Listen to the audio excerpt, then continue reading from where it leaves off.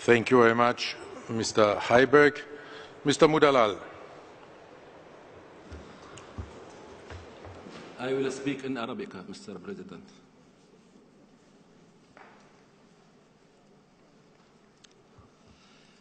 Sayyidi Rais. Mr. President, this issue of culture and of education, especially Olympic education and culture, is probably one of the most important questions for the IOC and has been so for a long time.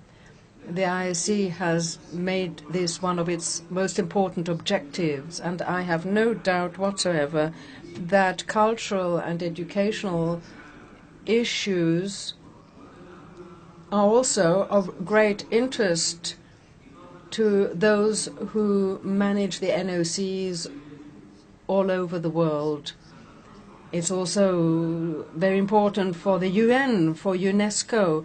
We have a cultural heritage which is virtual, which can be found in all the libraries of the world. We have cultural programs, we have sports programs that are to be found in all the universities and schools of the world, and millions of children benefit from them, even in the advanced and industrialized world. But despite this belief in Olympic culture, there is very little trace of this in the developing countries. The young people, women, girls in these countries have not had the benefit of access to this culture and education, which would help them to develop a belief in the values of the Olympic movement, the belief in the existence of peace and freedom.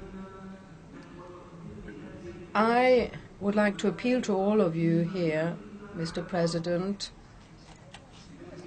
in favor of focusing much more on this everywhere, by also asking for the help of UNESCO so that it can put at our service and at the service of education its tools, so that education, also Olympic education, be given in all the schools as on an equal footing as maths and science that are taught in these schools.